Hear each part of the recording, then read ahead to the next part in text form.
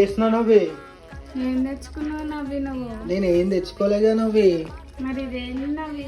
అదేమో నవ్వి నువ్వే తయారు చేసినట్టుంది. అవును. గాయస్ ఈరోజు లాంగ్ టైం మాదైతే చికెన్. చాలా రోజులు అవుతుంది మేము చికెన్ తినక. ఎన్ని రోజులు అవుతుంది నవ్వి తినక? ఎన్ని రోజులు అవుతుంది చెప్పు. 15 days అవుతుందో? మంచిగా వంతున్నావు. మరి ఎట్లా వంతున్నావు? నేను వంతా అంటే నువ్వెందుకు వంతున్నావు?